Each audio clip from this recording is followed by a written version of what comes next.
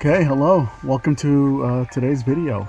Today, we're going to be opening up a box of Magic the Gathering from its semi-new Bloomburrow set. I say semi-new because I don't know when this is going to be posted. It's a very interesting set. I know that it did gangbusters in terms of like pre-release participation and general sales. I'm pretty excited to open this up because if I understand correctly, this is the Redwall inspired set. It's a play boosters, which is pretty much new to me since I'm used to draft boosters and set boosters. I don't know what the difference is, but apparently that's kind of like been a melding of the two, which I'm not a fan of since I actually enjoyed the set boosters because I was trying more to like collect cards, not really bust them open for drafts. But here we are. This cost me about 120 bucks. One thing I'm noticing on this box I got is heavy damage. It's heavy damage on the box. Right here, the corner's busted up. There's damage right here across the edge. There's damage right here on the back as well, and right here. I also noticed that it's caved in a little bit right here. Damage on the edging and the sides. You see, it got busted up. Some of the plastic's a little ripped up right here, and then damage here, and it's popped open. Probably should have given me a discount because of all the damage on the box, but it is what it is. I got it from a trusted seller, so it's fine. In terms of next video ideas, because I do like to base my video of the week that's not a TCG opening on something that's inspired by whatever I open up this week, whether it's Digimon, Yu-Gi-Oh, Pokemon, Final Fantasy, what have you.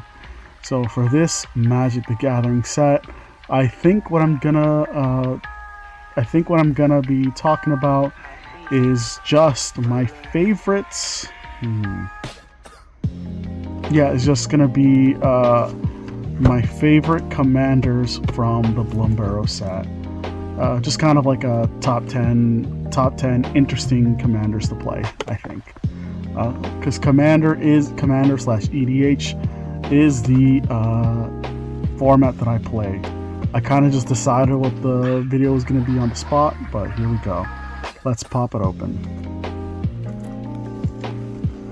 Again, heavy damage on the box, but it's from a trusted vendor it's been from a trusted seller that I bought many stuff from before, not just Magic. So let's get that popped open. In terms of chase cards from the set, what we're here for is basically anything borderless.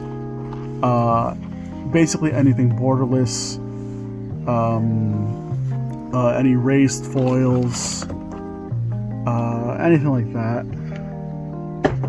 I'm not too sure what is good in the set and what is not, but I'll just be on the lookout for any mythic rares or anything like that.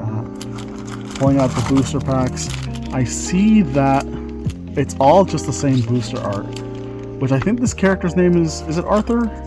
I'm not sure. I know there's a hero mouse with a sword in the set named Arthur,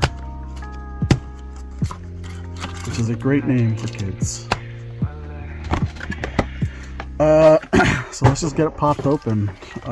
Magic has been the game that I traditionally have played. Yu-Gi-Oh's great too.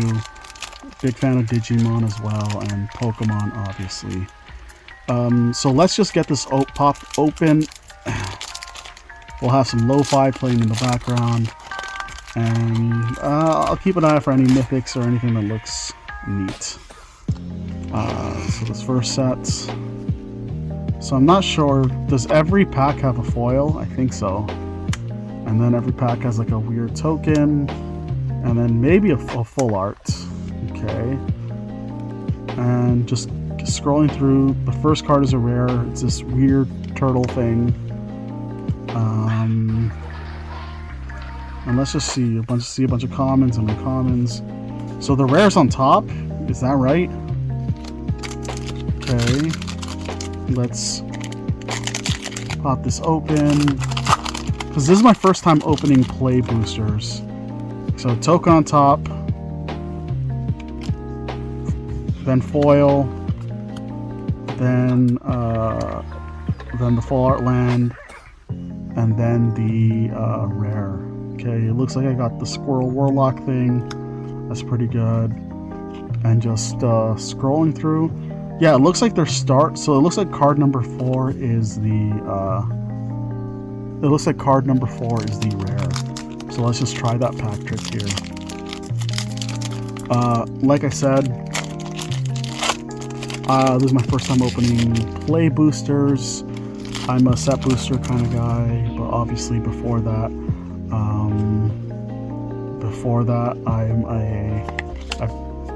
I just opened regular boxes like anyone else. Okay. Yeah, it looks like that's the setup for the set, where the fourth card is the rare or mythic. So far I'm not too big of a fan of the play boosters, because something that looks like we got our foil rare for the set, and I don't know if this is still true, but the rule of thumb used to be that you could pretty much expect there to be 2 foil rares per box, and it looks like this is one of them for me, if that still holds up true. It's the Dowerport Mage. It's a 1/3 frog wizard, great fun creature type.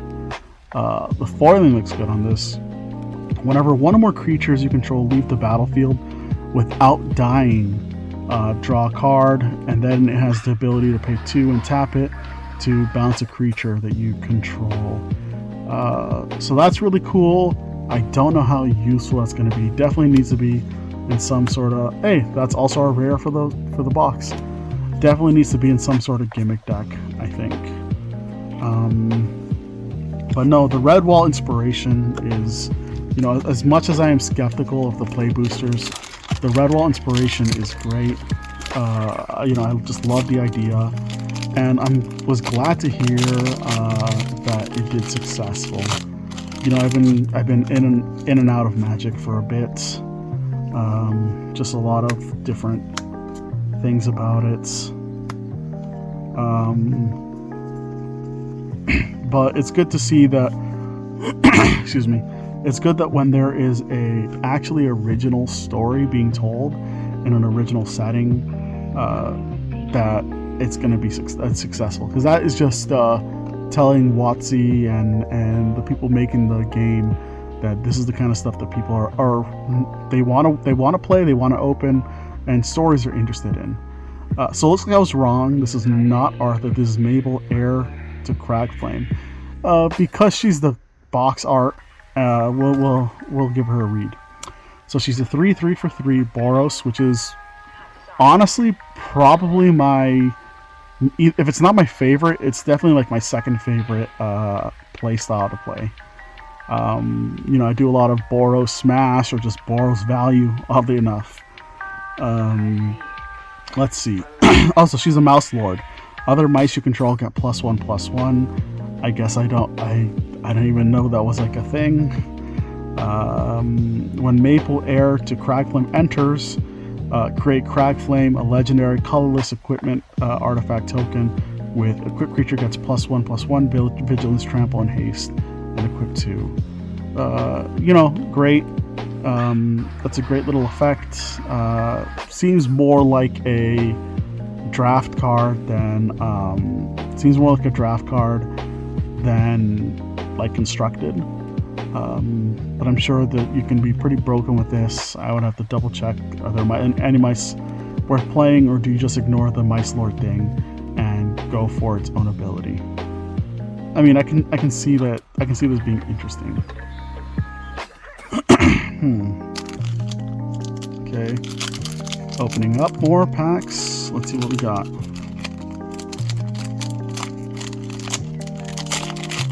But I always like to get, if we get the card, the box art in the set, I always like to get that. But wow, look at that. Look at how vibrant that is. That is a very beautiful token. Wow. Okay. I'm just going to be looking at, because this is a game I actually play, so I would like to get inspiration if I can. Gav's Guild Scorch. It's a lizard mercenary ward. Pay 2 life. Ward is a great little mechanic. Great way to replace hexproof if they're getting rid of it. Other creatures you control enter with an additional +1/+1 counter on them for each opponent who lost life this turn. Whenever you cast a lizard spell, he deals 1 damage to the target opponent. I think really you just ignore the lizard spell thing and you just build it off of the creatures get +1/+1 counters. Maybe, I don't know, seems more like a niche card. I guess it's a 3/2 that's really aggressive for 2 mana. Again, maybe Pioneer. I could see it being played in Pioneer or just like on Arena. If I don't do my top 10 unique,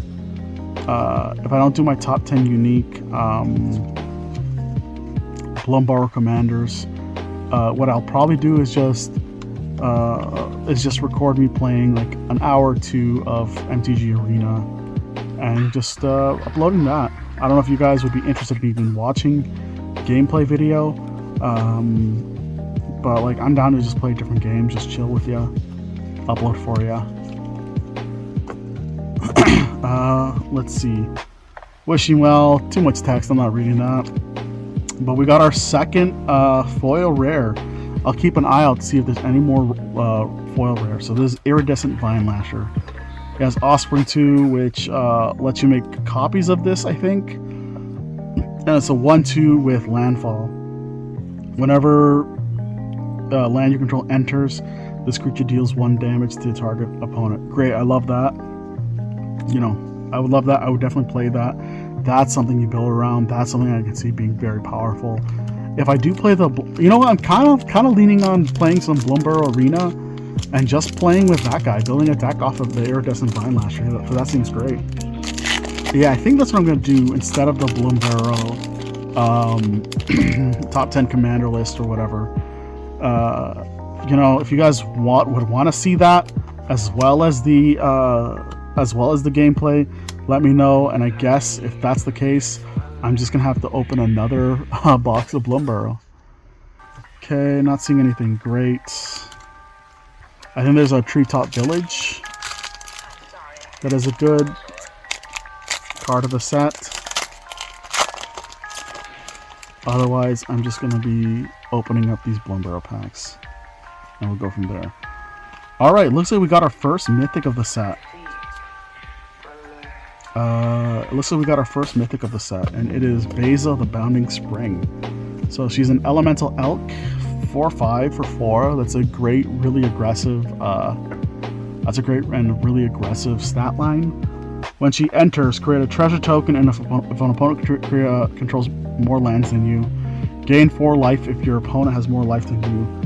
Create two 1/1 blue fish creature tokens if an opponent controls more creatures than you, and draw a card if an opponent has more cards in hand than you. That's good value for like a one-off. So if I was running that, it'd be something that I was like trying to blink or something. But you know, as is, it seems all right. Too much text for the effort, maybe.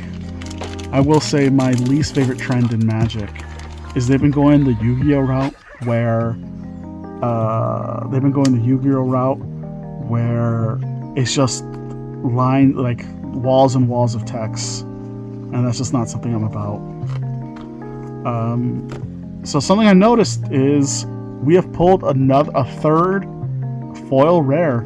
So it looks like with the play boosters, you do have the ability to pull more than 2 foil rares, and this one is Valley Mightcaller. It's a 1/1 for 1 with trample. When another frog, rabbit, raccoon, or squirrel you control enters, put a 1/1 counter on Valley Mightcaller. I will say, very good, aggressive. Something else I would play. I'd play, I think. But something I want to say about the whole enters keyword is, You know, I miss when it was just enters the battlefield, just ETB. I understand that they shortened it to enters to like save on space so they can add more shenanigans. But I think it's clunky. It's not something I like, not something I appreciate. And our second mythic is Kitsa Autoball Elite.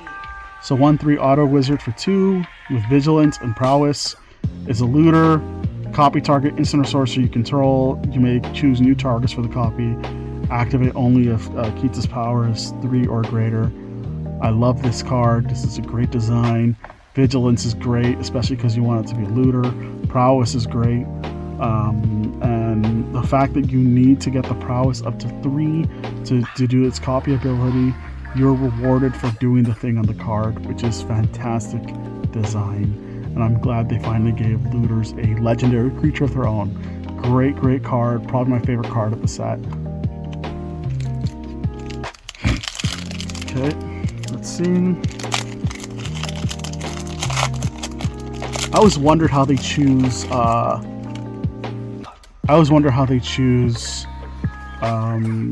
who's gonna like reveal cards in spoilers, because that would be awesome to do. But I don't know. I don't know if they got like a list of approved content creators or what have you. Well, who knows? Maybe if we open like a dozen more magic boxes and start shilling universes beyond, they'll give us a card.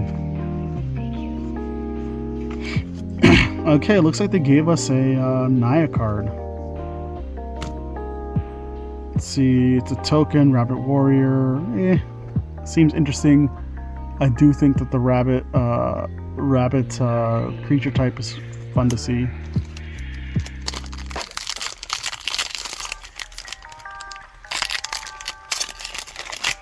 Alright, let's see what's up next. I should watch the game nights of Bloomburrow. I haven't watched game nights in a while.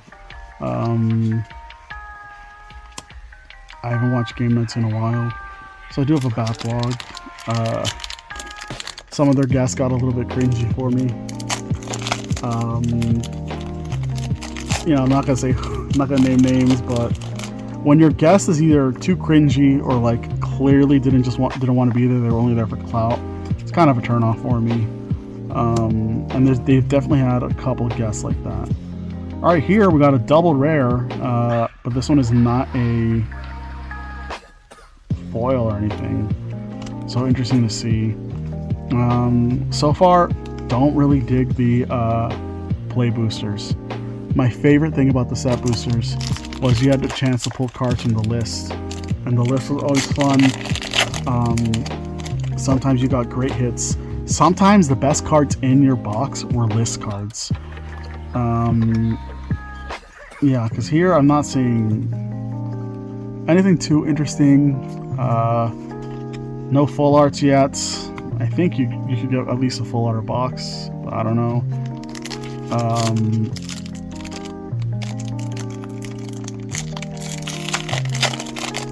But yeah, Bloomburrow seems like a great set to draft. But I'm not sure if it's a great set for value. You shouldn't be opening boxes for value, but you know, my excuse is I'm doing it for this YouTube channel. Excuse me. So you shouldn't be opening boxes for value. It's gambling. It's better to just buy singles, hot singles in your area. But we all like to just buy packs and bust them open. That's the appeal of trading cards, trading card games. That, the actual collecting, or like actually playing with the cards, which it's great.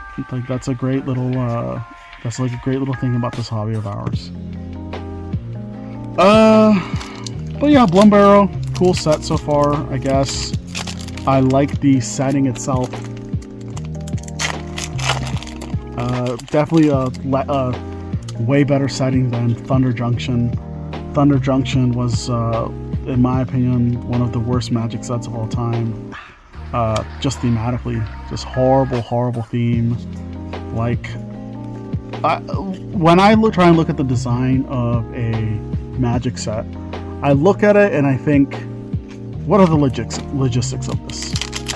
So, what would inspire a whole troop of people to just show up to Thunder Junction, which was uninhabited, if I understand correctly, but show up to Thunder Junction and just start wearing cowboy hats? Like, where's that from?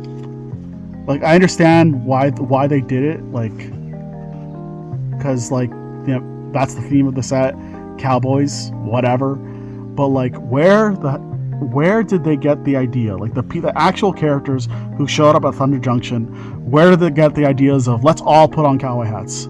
What is that? I don't know. Like, to me, that is just, that's cringe, unless there's, like, an in-universe explanation. At least with Mob World, like New Capenna, like, I thought that was also a horrible design. Like, why was Omnixilis wearing a suit on New Capenna where everywhere else he's naked? But at least in New Capenna, they had the excuse because Omnixilis was trying to fit in because he was trying to be a mob boss. Like, okay, whatever. I'll accept that story. I can buy it. But New Capenna, where they don't have a culture, they don't have a government, it's just the Wild West out there, like, that's the whole point. And everyone just shows up and starts wearing cowboy hats.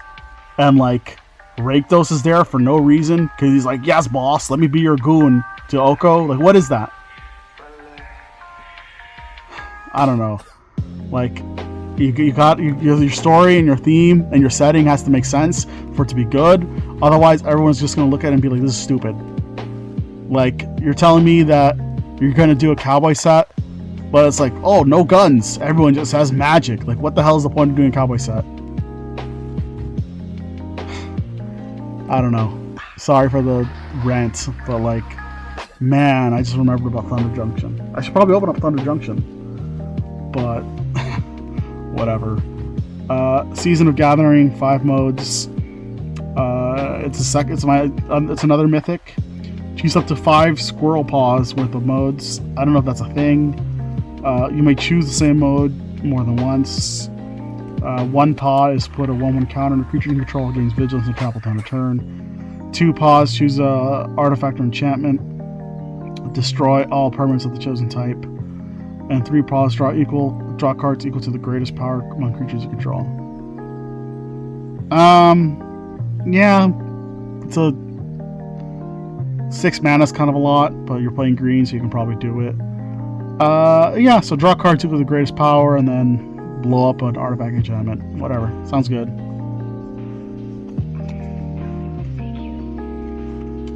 And Phineas Ace Archer. It's a 2/2 with vigilance and reach. I think all archers should have reach. I think most of them do. Whenever he attacks, put a 1/1 counter on each creature you control. Each other creature you control that's a token or a rabbit. So it's a rabbit or token lord. Then if a creature you control if creatures you control have total power 10 or greater, draw a card. Yeah, just a token commander. Fine. All right. Nothing much to say there. It's a cute card, cute design. Nothing much to say there. Sorry, I'm still hot under the collar about Thunder Junction. Worst design in, like, ugh, disgusting set. The second I heard cowboy set, I'm like, cool. Do they have guns? No? Okay then. I have no interest. What's the point? Like, come on, man. Like, what's the point? Like, what? Why even bother? Why even bother? All right, this is a cool card. So I saw this when I was looking at previews. Zorline Cosmos Caller. So 3/3 cleric. You gotta kind of go on the bat thing, and you know, it says when it enters or attacks, you may pay Orzhov and 2 life. When you do, return target non-land permanent with CMC, I'm not gonna say mana value, CMC 3 or less from your graveyard to the battlefield with a finality counter on it. You know, very, very fun to play. There's lots of ways to play it. You can play it as a reanimator, you can play it as a, you know, graveyard hacks. You can do life drain with it. You can go wide with it. You can just go by itself essentially. Great card. Love the design. Definitely something I would play. And you know, unlike mice, there's actually other sets that have bats in them for you to play with. Okay, I'm seeing some packs with double rares in them. You know, I'm coming in this totally blind.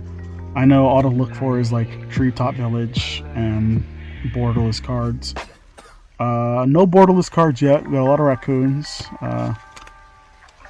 You know, I think the raccoons were first in the unsets, and then New Capana, they had a bunch of raccoons.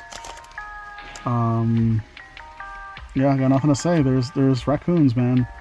Okay, we do got a borderless card. And another iridescent Vine Lasher. Okay, I definitely kind of just want to play Arena and build an iridescent Vine Lasher deck. That just sounds awesome. I'll probably just do that. Just videotape myself playing that for an hour or 2 or 3 and upload that. But Swords to Plowshares. Swords to Plowshares is one of my favorite cards. One of the reasons I really started to play white, because I wanted to play you know, stuff that had like easy cheap removal. And you know, there's one of my iconic cards. I love just tap one and be like, Swords to Plowshares. Love that. One of my favorite things to do in Magic, if not my favorite. And the borderless art is great. I love this. I'm not as close as I used to be, but the wheat doesn't mind. That's awesome. I love it. I love it. I love it. Beautiful art. Great card to reprint. Love having this in the borderless. I don't know how many borderless cards you get in a box. Hopefully it's more than one. I could see it being just one. Play boosters though, you know, the value, it does not seem like it's there. Tree City. This is a card that without any special art treatment, I know is a chase card. And by chase I mean it's like 20 bucks. But great to see it. What does it do? As Tree City enters, choose a creature type, so it looks like it's tribal. Tap 1 to add colorless, pay 2 and tap it, choose a color.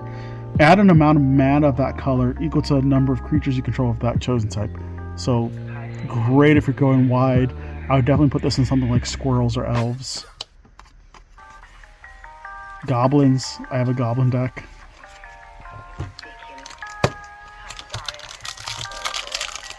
Okay, next.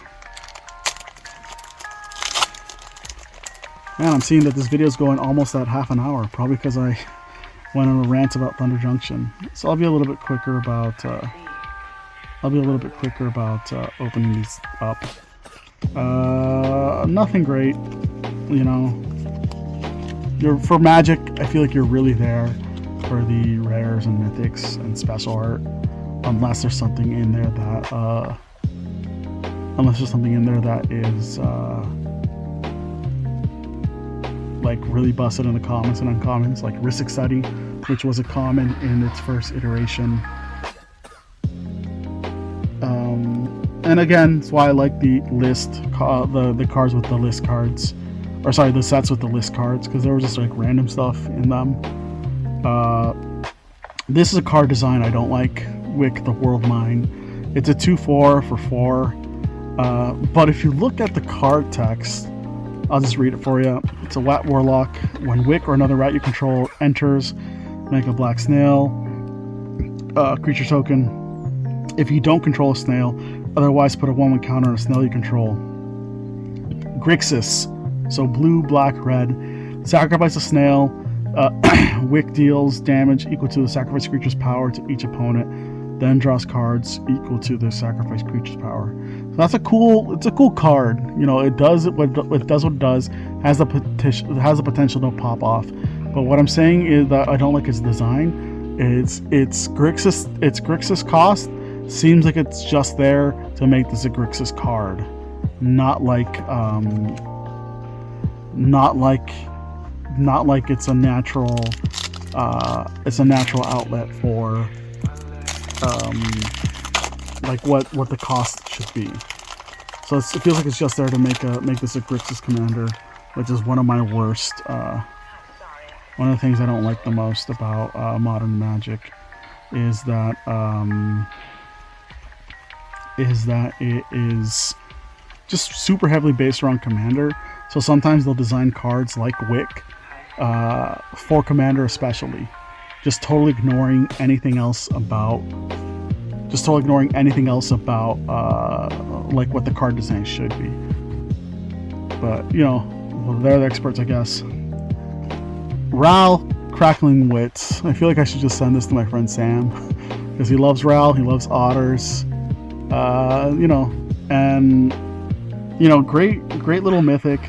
I love the fact that they did. Here's what alternative like planes. If the planeswalkers show up to this plane, this is what they would be. I don't know if that's what it is, or if they actually traveled here and like any humanoid that ends up in Bloomburrow gets turned into a little guy, a little cute guy, a little creature. So I'm interested to see that because I don't know if it was what ifs or if that was the story. And then Vren the Relentless, another an exiling Dimir commander that makes tokens. Not gonna read all that.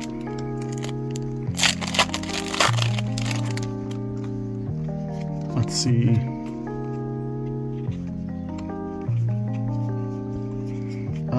Still looking for anything busted or cool that I see. I'm seeing a lot of otters, a lot of rabbits, a lot of rats.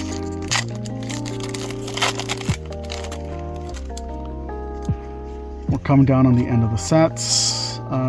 Maha, its Feathers Night. I know this was another chase card. So it's cool to see. It's a 6/5 elemental bird. It looks like an owl. For 5 with Flying Trample, Ward, discard a card. Great little cost. Creatures your opponents have base toughness 1. And I'll read the flavor text. Its wingspan reaches from dusk to dawn. I will say, you know, I've complained about Magic a little bit, but the one thing that Magic has done way better than any other TCG, not even close, is flavor text. You know, a lot of the best flavor text in Magic has been like beautiful. It's been iconic. It's been salubrious for my soul, and this is pretty close. You know, I love the design of this thing, and I love the fact that like Bloomburrow is a set of tiny little cute creatures, like otters and mice and things like that. And this is kind of something I saw in like reading Redwall, like the Redwall series.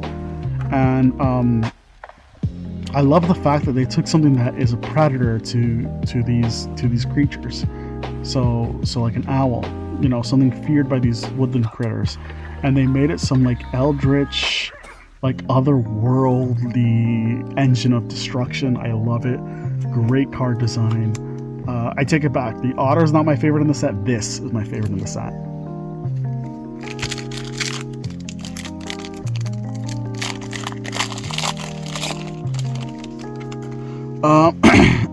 Excuse me.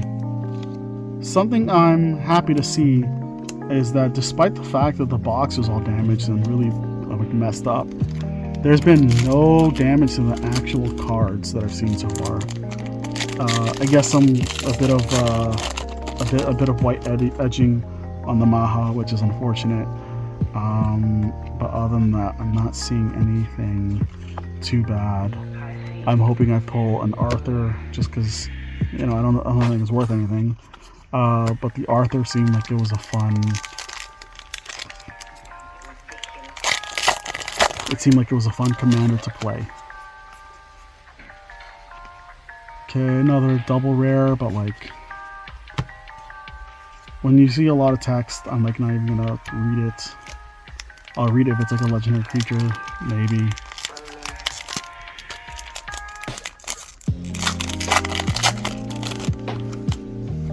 Oh, another full arts.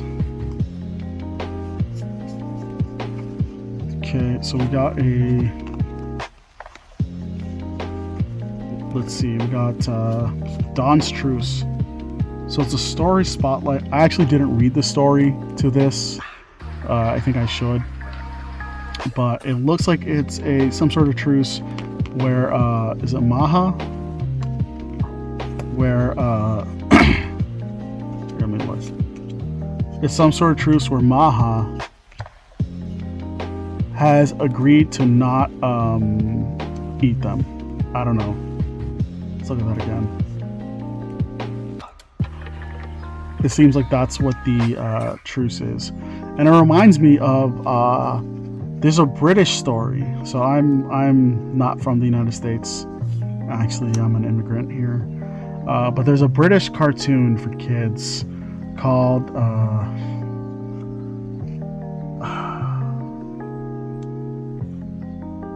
what is it called? The Animals of Farthing Hills. It's something like that.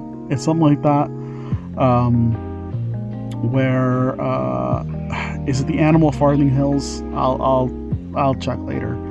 But it's about a group of animals who have to leave their home, and they hear about, I think it's like a park or it's a wood animal reserve called like the Animal of Farthing Woods.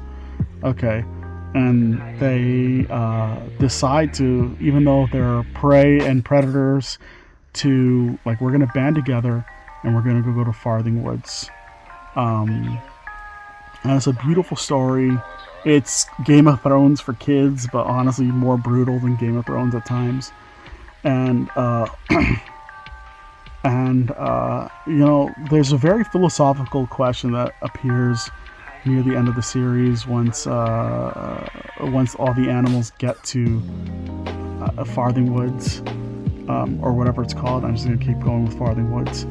Is one of the predators attempts to eat one of the prey animals, but right before the killing stroke, they stop when they recognize each other, and they were friends during the adventure to get to this new home. And you know, they have that philosophical they have that philosophical question about whether or not like the pact that they made together still upholds in this new world, and if that's fair to the other animals. Like, the prey animals started to get lax because they started to see any predators as potential friends, which is dangerous to them. And the predator animals, even those who were hungry, would get hungrier because they would avoid hunting their old friends. So it's a strange story. I would definitely check it out. Great British story. And we got another full art, Darkstar Augur. It's a 2/3 Bat Warlock for 3 with Offspring 1. The Offspring cards seem like they have a lot of potential, because if I recall correctly, you pay the Offspring cost and then you make a token that's a copy of this, except it's a 1/1.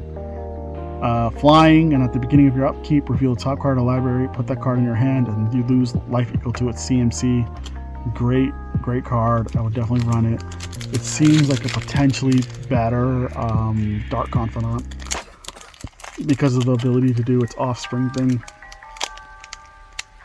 And it being a 2/3 means it can actually fend off some attacks to like protect the life you're losing from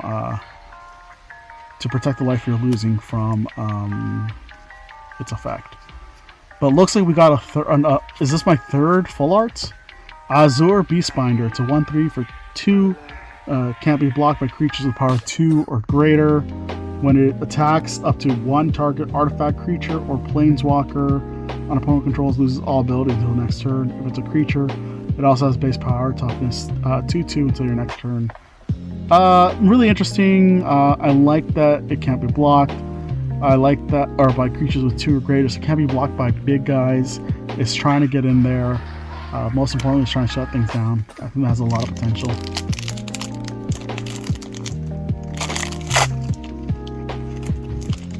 Okay, down to the last couple packs. Coiling Rebirth. Alright, last pack. I'm gonna open it up and call it good because we should be coming up on 40 minutes. Alright, last pack luck, last pack luck. Last pack luck, yes. We got a full art borderless mythic rare in our last pack. Hugs, Grizzly Guardian, Badger Warrior, costs double green, double red, X. It's a 5/5 with trample. When Hugs, Grizzly Guardian enters, exile top X cards of your library until the end of your next turn. You may play those cards. You may play an additional land of each of your turns. Great design, love it. It's big. It's a 5/5. It enters a trample. You don't have to pay the X, but you can pay the X. You want to pay the X with a value. I love this card. Wow, this is fun. It seems like it's a really fun thing to play. Not sure about the power level on it, but my opinion is fun should trump power level.